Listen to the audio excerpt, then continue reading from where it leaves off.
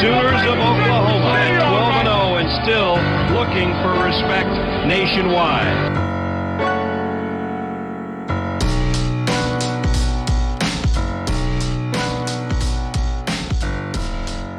What is up, Sooner Nation? Thank you all for tuning into another episode of the Barry and Mack Show. Today, myself and Damian, we continue our conversation about the OU defense, go into the X's and O's, individual players, and we talk college football. Big picture, small picture, and everything in between, including the Kansas frickin' Jayhawks. Yep, we even talk about them.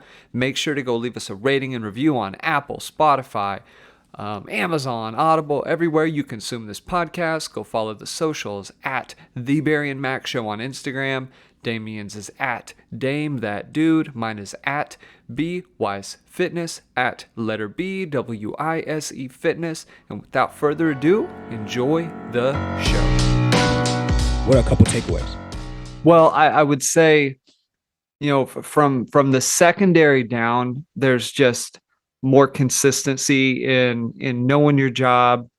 And one of the things I want you to touch on here in just a second is we actually talked about the offense being vanilla, offensive line specifically, seeing what guys can do and just putting that on film. So in a second, I want to get into that. BV talked about in multiple press conferences, he's brought this up, in playing to guys' strengths, not putting guys out on islands where you know that they cannot get the job done. And this goes into next week, and OU is going to be seeing Deuce Vaughn yet again. And how many times did fans have to see a Deuce Vaughn coming out of the backfield, you know, lined up in the slot, and then, you know, we're running a little slant or that little mesh play, and then catches the pass with a linebacker on him, you know, gets out there in the flats, and there's a DN trying to make the tackle on him. And it felt like it was consistently the same issue, or there was just nobody out there. And it felt like it was consistently the same issues. And what you're seeing now is a defense that knows how to use the field and the length and the talents of the players to put them in a position to succeed. It always felt like watching, and I love the analytics of the game when it comes to like covering area, covering ground. It always felt for a defense that really looked at the analytics that they left so much grass, talking about the previous regime, they left so much grass undefended. They left so much area where you would not have a guy with any responsibility. And they would, and you're seeing it now a little bit with what they're running out west, but there was this lack of having that space filled by a guy who can make the play. And with this defense, obviously you're seeing better tackling. I think that kind of goes, you know, we're third week now. It's been consistent. That's definitely a change in this team. You know, as the weeks go on, maybe things will change as the skill talent gets a little better. But you've seen consistency in that area. A guy like Clayton Smith, and we kind of talked about him a little bit, I kind of felt that he didn't really have a spot, right? I kind of felt that he was going to be a guy who wasn't fantastic in space. I felt like the previous staff did not do a good job of identifying the right type of guys who could cover a Deuce Vaughn out of the backfield, which isn't very many. Like, I get that. You're not going to find a lot of guys who can do that, but it felt like they had a bunch of players who could not do what you wanted them to do in the scheme you were implementing. And now, and this is kind of what I wanted to touch on before we get to individual guys, you have a situation where OU comes out in their first two games, little vanilla, looking different. What was some of that to just see what guys can do. Basically, kind of a mano-a-mano, see what a guy is in space, see what a guy is maybe when he's placed at a schematic disadvantage, right? Well, was there some of that on the defensive side as well? Let me say this, brother. My answer to that is there's going to be yes, but I think the whole idea around having a phenomenal D coordinator is to minimize as much as that as possible. Watch this. All of a sudden, D White's a better tackler. All of a sudden, DU's a better tackler. Why is that? It's because it's angles. If the defense is playing off or giving up a yard, remember Mike Stoops' defense, it was predicated on catching guys and covering them up and allowing the backers to make plays. The backers are 4 yards off the ball. So essentially, if we're playing a half yard off the ball and waiting for the offense to come to us, we gave up a yard. So that means a yard of angle is going in their direction and going against our direction. Versus if we are in an attacking defense, by the way, they said it a million times during the game. Brant Venables' defense is predicated on retaking over the line of scrimmage. They're taking over the line of scrimmage. He wants to play a yard in their back, which gives us an additional yard of angle to attack, right? So all of a sudden, why are we tackling better in space? It's because the safeties have an additional yard to react. It's because the backers have an additional yard to react. It's because the quarterback has one less second to make a decision. And then when we start hitting home like we're hitting home, now they're seeing ghosts. There's pressure that's not even there that they're feeling, and then they're not feeling the pressure because they don't know where it's coming from because we don't show it pre-snap. So all of that, it goes back to the very beginning of this conversation about culture. Coach BV initiated his culture from the top, and you can see all of the impact. And now it's translating literally on 2nd and 8s and literally on 3rd and 6s. So that part matters. The other thing is, like you're saying, putting guys in positions to win. And we talked about this via text yesterday. Last week, I said, oh my God, who saw it? And people are like, what are you talking about? I said, dude, who saw Deshaun White playing high safety? And I said, if I were the other team, I would have run a double post concept. If I were the other team, I would have run a slot fade or a slot corner concept, right? We talked about that, but what did we see this Saturday?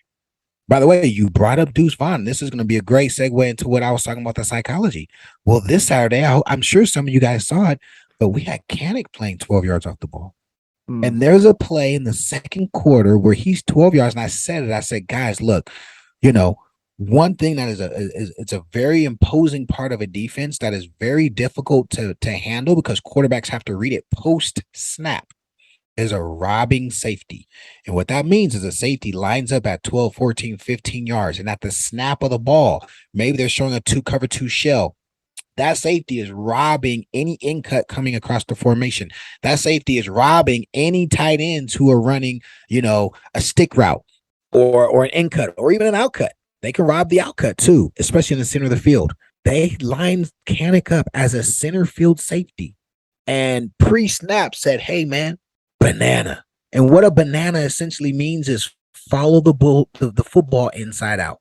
You line up head up over the ball. If the ball starts tracking to the left, starts tracking to the B gap. And if it starts to crease to the tackle gap, you stay one half man inside of that. And if it goes to the alley, then you stay one half man and just run the ball. Go watch. There's a play in the second quarter. I wish I had the time slate.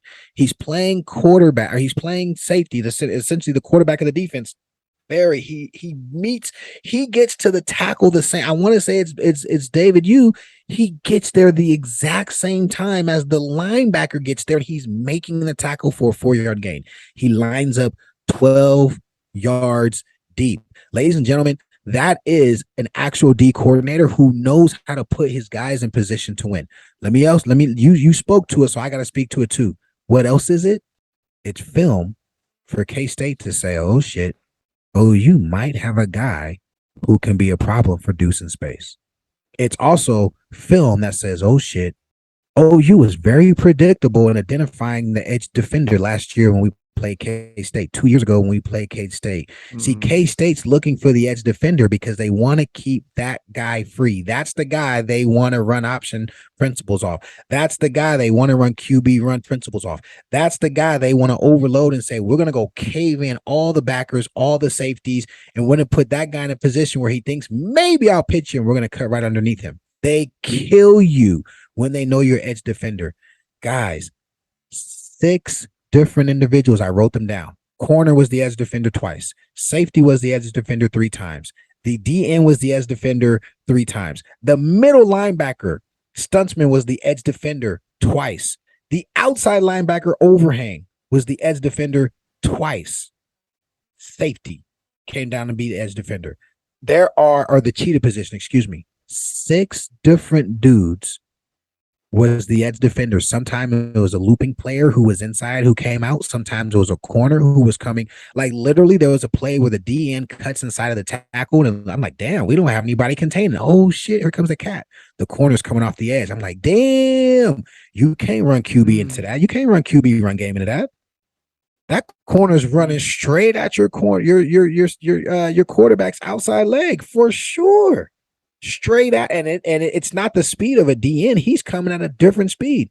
Then you got Stuntsman coming. Then you got Grimes coming. Then you got DU coming. Then you got Bowman coming. Oh, and by the way, then you got Harrington coming. But then they changed it up and they put Kanik at the high safety. And I'm like, what is he doing? I said, Coach V is a dog.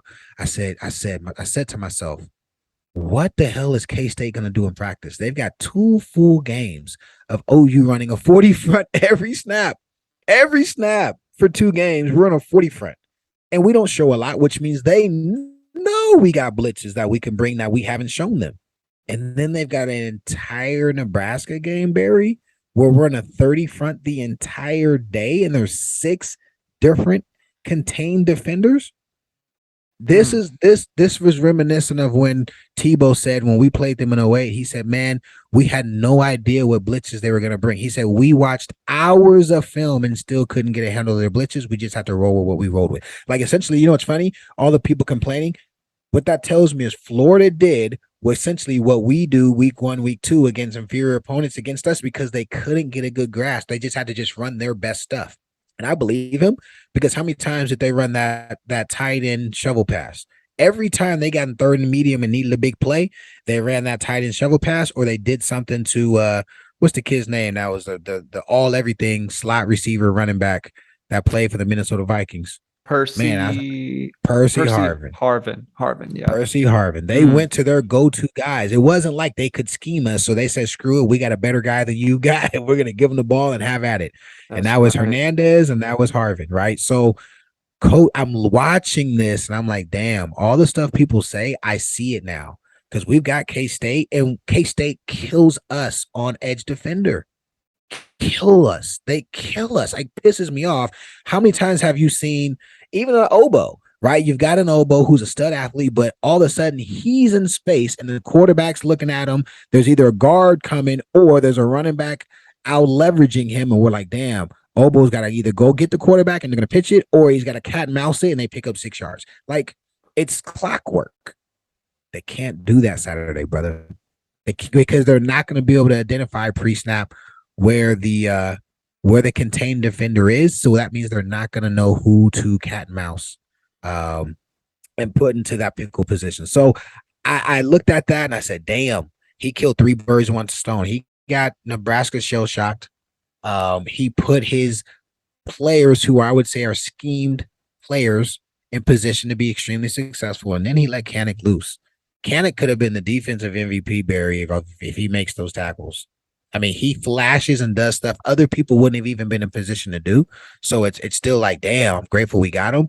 But when his deadlift gets a little stronger and those thighs get a little bit more grounded, and he's hitting a couple more of those those curls and those clean and presses, and he's glancing off people right now as a true freshman. Oh, he's gonna be killing people. Well, hopefully and I think by November. Yeah, Go ahead. Well, one thing that makes this whole thing work too is that, and this is a testament to what Coach Hall and Coach Valai have been able to bring, but the coverage so far this year, I don't know if you know this, but OU actually, I believe they are third in the country currently in fewest plays given up over 30 yards, which and they're right up there with Georgia, Michigan, Iowa, teams that play good defense. And obviously it's been getting pressure on the QB. They also lead the country in tackles for loss. So these are things that are kind of different and new to Sooner fans who are not used to this. But the coverage in the secondary has been to a level that we just haven't seen by multiple guys.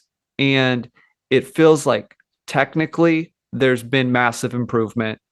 Physically, these guys were obviously able to change over the summer, over the spring, get into fall, but they're also just playing with a different level of confidence. And this kind of echoes back to when we started this podcast, where when they have guys who are getting home and making plays in the backfield, and they know that they aren't going to have to cover guys for 4, 5, 6 seconds, deal with these quarterbacks, break and contain, as you mentioned, and getting outside the pocket, scramble drill, making a play. They're playing with fantastic technique. They're playing ultra confident, and they're keeping stuff in front of them and making the tackle. It's been such a different thing to see. And I wanted to hear who maybe you would highlight in terms of that. Obviously, Key Lawrence really is the one who, most fans would point to. But Woody has continued to play outstanding. I believe he got thrown on a couple times. And also, too, a little different, but last year Nebraska had a tight end that gave OU fits. Man. And he was, and this was, I believe, his first game back, Vokalek. Yep. And he was nowhere to be found in this game. So real quick, before we kind of hit with our preview and a little college football over the weekend and wrap it up, I just want you to talk about the secondary and the strides that have been made there. Two names you need to start out with are Bowman and Woody. What Woody is proving right now, and this is something that D Straight had to do for us. This is something Colvin's done in the past.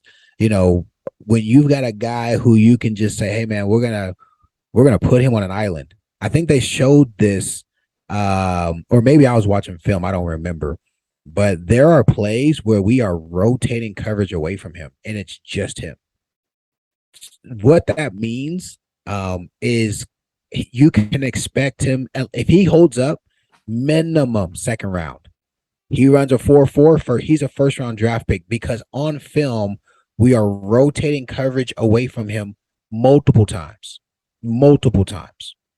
So that allows us to run a full scheme of 10 on 10. We can literally say we're going to play 10 on 10 because we have a guy who can line up, and we trust that he's, whatever your other guy decides to do, he'll be on his hip pocket. So kudos to Woody. When I get into town, I want to, shake his hand and say, "Brother, you balling out." That's number one. But number two is we now have a safety who, by the way, we probably have two. Key was hurt week 2, and Key came in the second half and was like a man amongst boys with all the twos, right? Like he stuck out like a sore thumb, looking like they were trying to get him some reps in the second half, and he stuck out like he got a pick. He should have got a pick 6. I'm gonna get on him about that. But Bowman is a safety that can play linebacker, that can play and could cover. Again, he keeps it up. He's safety is a much more valued position in the NFL today than it was 15 years ago. Like when Roy was coming out, safeties were it was just a different position back then than what it is now. Bowman can tackle. He doesn't have the thump of a backer, but he has the consistency getting people down like a backer, and he can cover windows. When you see coverage sacks happen, and you've seen us get quite a few, it's because safeties are covering first and second read windows. The quarterbacks have spots they want their guys to get to, and the safeties are either in those spots or they are cat and mouse and quarterback daring them to throw there. He's got to get the credit for that. But more than that, anything we all seen since week 1 is how many tackles he's making in space against junk routes, right? I used to love running routes against backers because if a backer can cover you, you shouldn't be running, especially in zone coverage when we know the coverage. There's a single high safety, it's 1 or 3, perfect. I know the backer spots, right? 2 buzz the flats, two carry the hole. Like that's their responsibility. You're playing at Tampa too, the middle backer, he runs up the middle of the field. So like, but Bowman, what he allows us to do is he cleans all that up.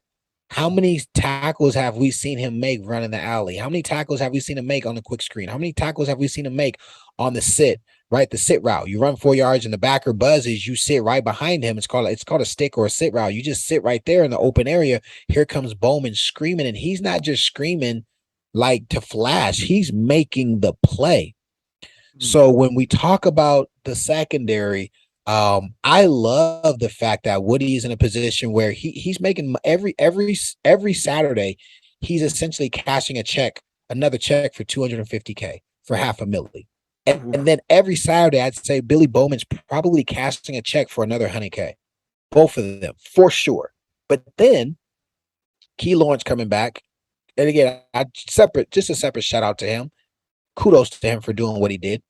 All right. I remember someone told me, they said, hey man, Justin Burrows is playing winning football. So I appreciate 25 coming in and he had a pretty bad miss in the open field on Saturday, but he also played winning football, made plays, and clearly he's doing something in covering windows because he's a part of a lot of the positivity that's happening. But I love the competition. If you remember one of our very first pods when you were asking about what's the difference going to be with BV, and I used to tell you, like, man, I remember at OU every week we practice. I love seeing Jaden Davis playing at the level he played as a true freshman. And I love Graham being in a position where he knows one screw up and he doesn't get a chance. And I love seeing 26 get in and flash. Right. I love seeing the puppy 17. And obviously he got caught, sitting back on that first possession of the game, but it's good to see us build quality depth in minutes that matter. I said, you remember I said I went to that scrimmage and I said, man, the position group that I am the most impressed with is the secondary. Those guys look like dudes. And I'll say this, Kanik coming in for Deshaun, that was because he flashed against the ones. He flashed when the game was pretty. I mean, we were dominating them by the time he came in, but he did stuff. It was like having 2 Billy Bowmans on the field. I mean, he's canceling angles, and his IQ and his ability to just be around the football. He's just around the ball all the time. And it's not like they're doing something special. He's reading and diagnosing things faster, and he just happens to be a plus. He's probably an A+. What do you say, Barry? You think in the world of linebackers, he's got to be an A+, right? In terms of athleticism? Oh, easily, right? A+. He might be. A lot of people compare him to Teddy, obviously, just because of the speed piece. But I would venture to say, yeah, he's probably going to out-jump Teddy. He's probably going to be a little faster out of the grass than Teddy. He's got some fluidity, and a lot of that's just how kids train now. And yeah, I know Teddy played offense too in high school, but Kanik played a lot of offense in high school, and yes, he mostly played offense. And that just does stuff for you with your change of direction and your athleticism that is just different than playing defense. And he is, BV has talked about it as he learns the position and learns the nuance of linebacker. He's the type of guy who you look back 20, 30 years and he might be the best guy to play in, 2 or 3 decades. He's that level of athlete that OU just hasn't necessarily had at the backer spot. Stutzman is a great player and is really improving. And you've said right now he's one of the best backers they've had in a long time. But Kanik athletically just has potential that's different. And you need both, right? Stutzman reminds me of a slash of Teddy and Rocky. He's not the athlete Teddy is. Listen, Rocky had better instincts than Teddy. Teddy could cover up a lot of his mistakes with speed and physicality. Teddy was coming with bad intentions, bro. By the time Teddy got to his second, third year as a backer, he had bad intentions and he was a legit 4-4. He ran it on pro day for the NFL guys. Stutzman's a mixture of both. He's got great instincts, and he's physical and he's a plus athlete. Stutzman's probably an A- B plus linebacker in the world of linebackers. I'd say he's probably a B plus. I would venture to guess he's a mid 4.6 guy. Because he also was a great, you watch his film from high school and seeing what he's done so far, on Saturdays, he's definitely not a detriment in the run or pass game. But like you said, Canic's he's a corner with backer body. Like his fluidity is through the charts for a linebacker. It's not fair. Like it's like, oh my God, this is my wife's watching the game. Like, who's number 7? Like he's jumping off the screen to the untrained eye. And having those and what is coach doing? He's deploying those guys, right? Like those guys are finding a niche position now, right? I looked at Harrington and I'm like, yo, Harrington might be a safety again because we've got enough film on all three of them. And Justin, by the way, Justin is like my boy. That's my man's. But man, what does depth look like when, right? It's Bowman, Key Lawrence, and Justin Harrington, where we have 3 safeties. Jeez. with Broyles playing as additional depth. And then you've got, Canic as the starter, and you've got White as the backup, playing in a style that we played Saturday against Nebraska, where White is a plus player. White's going to lead us in tackles. Probably. By the way, that should have been it should have been another sack. He should have had a sack on the play where he got the penalty. Yep. It should have been a sack, right? So I'm looking at it like, man, we stacking depth, and then we got Rowe, who's another freak of nature, and then we got all these Gila monsters who recruited this last season. So I'm looking at what Coach BV is doing, and I'm looking at how he's positioning his chessboard, and I'm looking at how he's, the coordinators who got to watch huddle and say, okay, how are we going to tackle you? The first question you got to ask yourself is, are they even going to run a 40 or are they going to run a 30? Like that's 2 separate, rollouts. Like you got to roll out a package for if we're in a 30 front, and then you got to roll out a whole separate package if we're in a 40 front. I'm just telling you, Barry, what it does is you brought the word nuance. They can't nuance both. There's not enough times and days in the week. There's not enough time and days in the week to do it. It lends to a more vanilla package. It lends to them eliminating some plays because they just can't risk. It lends to using timeouts earlier in the game so you don't have them at the end of the game. I mean, oh man, I'm just thinking about all the different areas where the casual person isn't thinking, where I see BV as a mad scientist. He might be more mad scientist on defense than Lincoln is mad scientist on offense. And that's a scary disposition.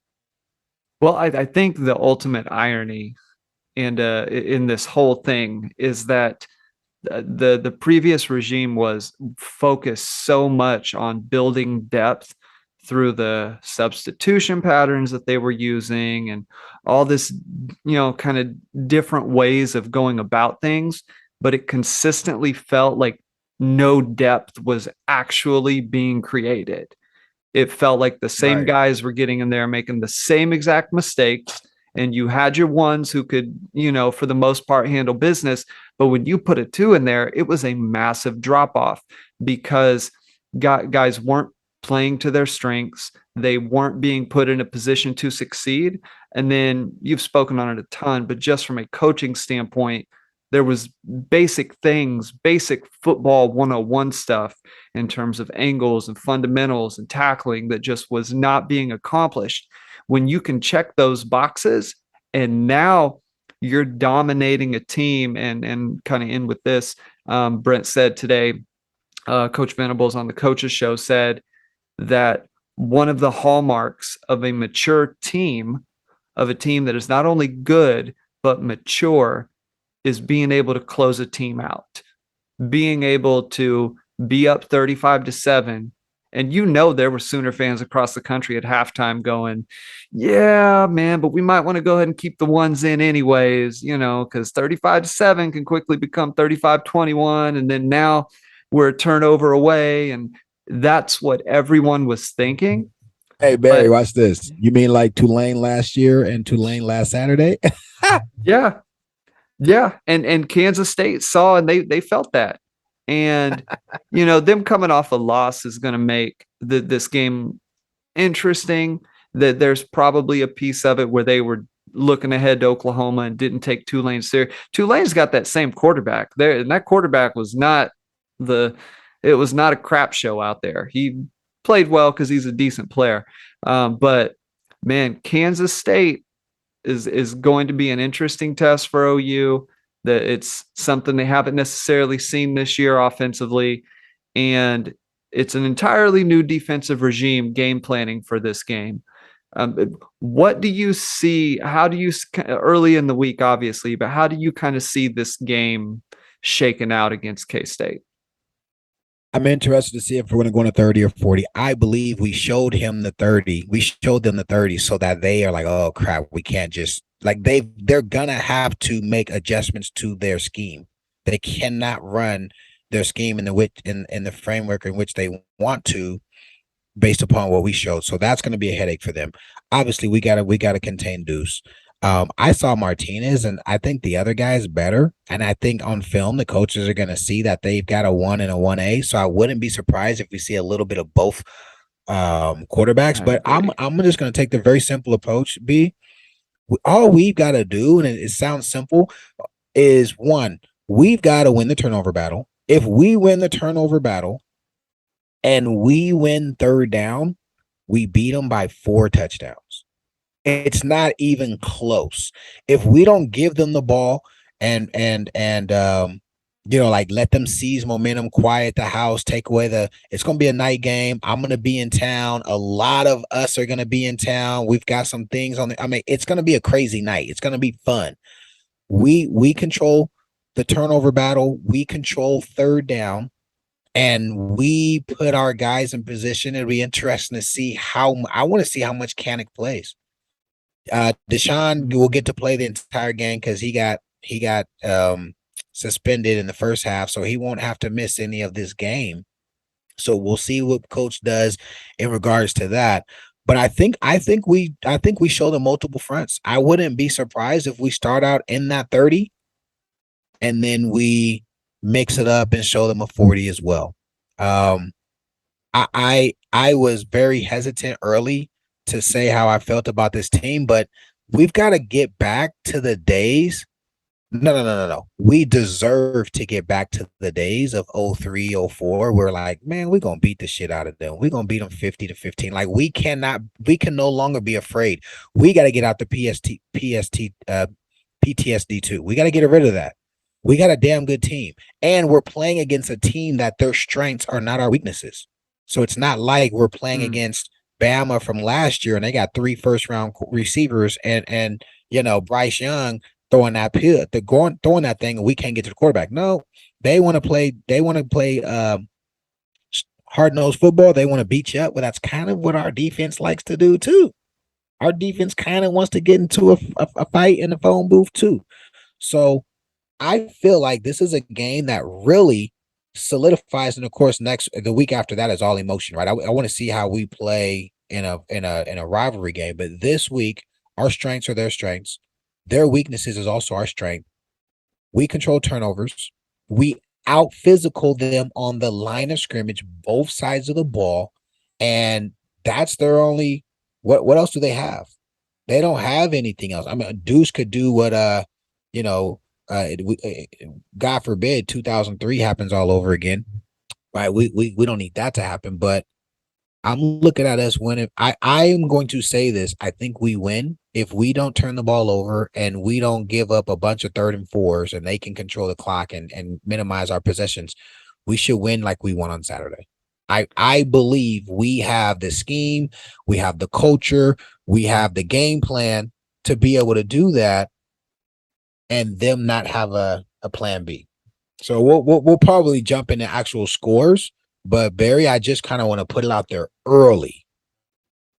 We need to start getting back to the point where we say, you know what? Nah. This is not OU from 3 years ago, 10 years ago, where we got to outscore everybody. Bullshit. Like you said, you said it so eloquently. Like we clean the slate on that. That whole regime, culture, history is out. They're in LA with Stinking Riley. We got a new regime in here. These guys get third down stops. These guys attack the quarterback. These guys kill the yards after the catch. Screw that. We win by 3 or 4 touchdowns. That's the way I see it today. Well, and if they go out and do that, this past game was obviously the people who picked Nebraska to win are, kind of singing a little bit different tune, but you're going to really find out where this team is psychologically, particularly on defense, by how they come out and perform against K-State. This is going to be, I know you said, Texas is really going to be the game this year, where, we'll kind of know where they're at from a talent standpoint, gauging them nationally, what they're going to be for the rest of the year. But I think this is another jumping off game. The team took the Nebraska game serious. It felt like a big game, the way they came out there with scheme and game plan offensively. It felt like a game that they took seriously. But the most important question I have to ask you today, and this is by far the most important question of the day, and we'll end with this on a couple other little points, but do you know what team currently sits atop the Big 12 rankings? Is this a trick question? Not really. I'm confused. I mean, aren't we the number 6 team in America? Are we not talking about AP and are we talking about that? Not just talking about standings in the Big 12. I mean, it could be Kansas for all I know. It is Kansas. It is Kansas, brother. You're talking about the Jayhawks, not the Wildcats. You're talking about the Jayhawks. Yeah, the dadgum Jayhawks, man. There is a possibility that they are a one-loss team when OU plays them. Who do you think is the loss to? Who do you think the loss is to? Iowa State. Iowa State. No, they don't. So between now, they only play Duke. They play Iowa State, Duke, and TCU, and then they'll play Oklahoma. Man, they could beat Iowa State. By the way, Duke's undefeated, and they play Duke next week. Yeah. They could beat Iowa State, bro. Let's not sleep. They've got a real coach in there now, and I don't know. They've got a mobile quarterback. He's actually not terrible. I actually watched a little bit of their game, and he was, he got a little. Anyway, KU is number 1.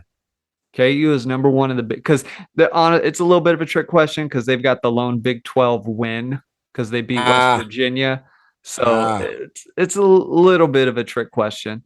But, a couple games over the weekend, want to touch base on.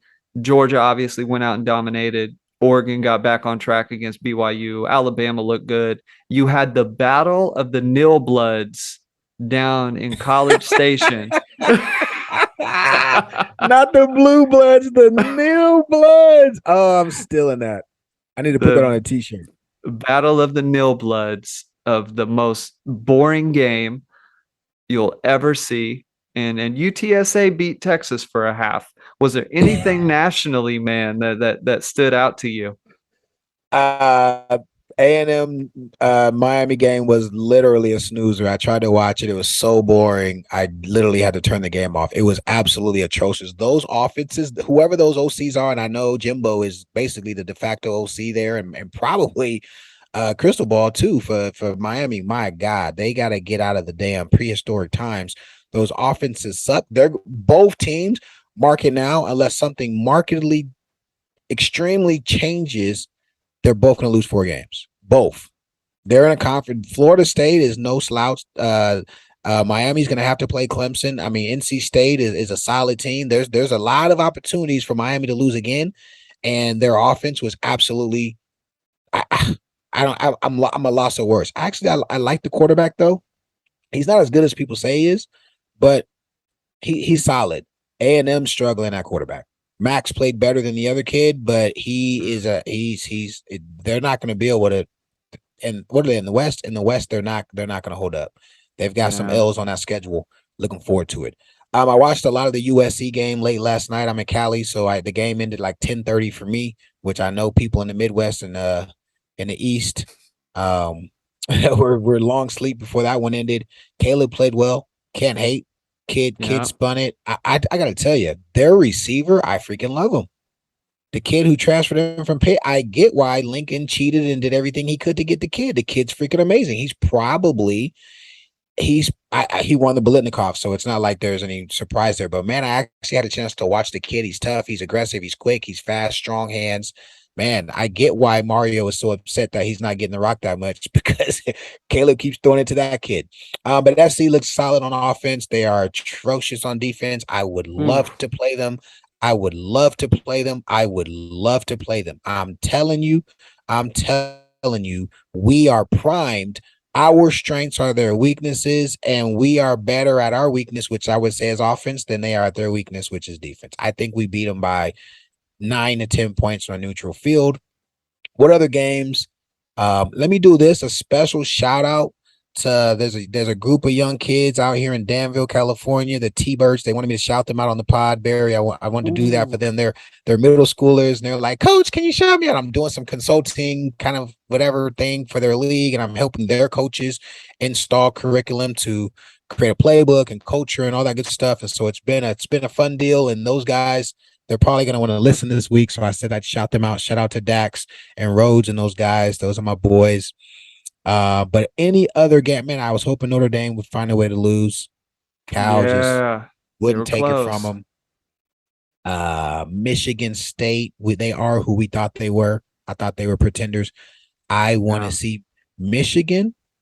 Barry, mark my words. I mean, obviously this is a rivalry game, but Michigan's primed to beat Ohio State 2 years in a row. Yeah, Ohio State still, Jim Knowles has not quite got that defense where it needs. And it took him a while at OSU. And people forget that at OSU, he basically had, some guys who should have been 2 years in the NFL by then playing on that defense. He had some 30-year-olds. Yep. So, and that matters, man. When you're, and OU still gave them fits, when they played good competition, they still had trouble. And that was a team that the head coach for OU had already, left town. So, that's where they were at. But yeah, the defense at Ohio State still not quite there. Maybe it progresses, as the year goes on. Florida struggled a little bit, but shout out Tennessee, man. That was the I was gonna say it. I was gonna wait for you to give it back to me. Go ahead. Yeah. Say it. Say all the good stuff. Go ahead. Heap the praise. They're looking good, man. Defensively, they look good. The game of the year in the SEC is not going to be LSU Bama, man. It is going to be Bama and Tennessee. I think that's going to be a game of games. Game day. Tennessee, what do they play them? Like 6th game of the year? It's like a mid-season, like October game, I feel. So, man, looking forward to that one. The Fighting J Hypes, baby. Shout out to Josh Heupel. Let me ask you this, B. Top 5, not top 10. Who's your top 5 in America right now? Georgia is one, and then it is a long. It's quite a drop. Bama does not have the talent at receiver, but I'd still probably put Alabama at 2. I would put Michigan at 3. Michigan has looked like they're supposed to look against the teams that they've played. And man, 4 and 5 is a pick 'em between Ohio State and Oklahoma. I about to say, if you say Clemson, we fight. No, Clemson's offense, man, is just, I think that they're a notch below that 5. That their offense, when they play somebody who can score with them, and it's going to be that, it'll be a fight. So, they play Florida State this year. I think Florida State and that quarterback probably going to give them fits. Yeah. But I'd say Ohio State and Oklahoma are kind of right about in that same spot. And OSU has looked good this year, man. Defensively, they're not what they were a year ago, but Oklahoma State has not looked bad either. I think they're a top 10, fringe top 10 team. Well, what about you, man? That'd be a good spot to turn in today. I like how you try to throw that little. Don't you throw no? We don't throw bones to those boys in Stillwater, man. They get 0 bones over here. Earn that top 5 before you get mentioned in this conversation. Georgia won. I've got Michigan 2. Michigan is they're averaging the most points per game. They've got 2 shutouts. They've played the Sisters of the Poor, but like you said, they've done what they're supposed to do. People are giving Texas props because they almost let Bama almost let them win. Like, that's a joke. That's a freaking joke. Texas, you guys, I can't believe you guys want respect for, a hell of a loss. If at Oklahoma, we beat our chest out and say, did you see the way we lost? That was that's not even in our DNA, our conversation. Like, you guys are freaking losers to even. So I got to put Bama at 3. I've got Ohio State at 4 just because we know from top to bottom they've got more guys stacked and they don't have as much turnover on both sides of the ball. They've got some continuity. That offense is probably the best offense in America. That's the best offense in America, if you ask me. And obviously this is an offensive-minded game now. I've got us squarely at number 5. Getting ready to pounce because some of these guys are going to be playing some big games coming up. Like you say, Alabama's going to have an interesting October. By the way, Bama plays Tennessee the same day we play Texas. There you go. Yeah, I thought it was a pretty early game. Yeah, lately it hasn't been competitive, but I think this year it'll be. Tennessee's got an offense that'll hang with them, man. And they play because this matters. Oh crap, I lied. They play Bama on the 15th, and it looks like they play in Tennessee. Yep, they play at home. I love it. By the way, that might be a game I try to make it to. I might see if I can get tickets to that. That'd be a fun game to go to. Agreed, man. Agreed. Well, man, we'll turn it in for the day. Getting late here in the old Central Time Zone, and I know it's getting a little late out there, man. But we were able to get you guys a pod that with this record Sunday night, so we'll have this thing out pretty soon. We want to, just thank everybody for all the support. We're so gracious and thankful for what you've all done in the response to this podcast. Make sure to go leave us a rating and review. That is probably the most important thing you guys can do. Also, follow the socials at the Barry and Mack Show on Instagram, at Dame That Dude, at BWise Fitness, and then Twitter at Barry and Mack SHW. Dame, you got anything for the people? I was gonna say, do you think we should mention the thing, the Tuesday thing? Nah. Keep that under wraps for now. Keep that under wraps. We'll keep it under wraps. Keep that under wraps. Yeah. Hey, I want to say thank you guys. It's been a phenomenal, journey thus far. I'm having a blast. You guys are making me do my homework. I watch every game twice to make sure that I don't want to come in here and talk out the side of my mouth. We love being Sooners. Yes, I wear crimson colored glasses. Yes, I'm honest with my squad. I got to keep it a trill and keep it a buck because when we don't meet the standard of being only one, we got to tell the truth. Excited about what this thing is doing, man. Doors are opening, opportunities are presenting themselves. And I'm just super grateful because it's everything that you guys are doing. The reviews you guys are leaving matters. By the way, I got my first follow. I have 1 follower on Twitter, bro. I have 1 follower on Twitter. I feel pretty good about it. We'll get that fixed. I feel pretty good about that. I feel pretty good about. Nah, I like it. I'm not tripping. I have a picture of me and BV. So I posted a picture of me and BV. I figured out how to post stuff on Twitter, so I'm feeling pretty good about that. I'm gonna get it cracking. But guys, journey's just starting. Lots of things bubbling right now and opportunities that we are, investigating and seeing what's going to be a good fit for us and what we want to do proceeding. But at the end of the day, guys, I don't know if you guys know this, but Barry calls me and says, "Hey, Mac, this is going to be the next episode." And we literally jump on the mic and just keep it a buck. Like this thing isn't scripted. We don't have a whole bunch of,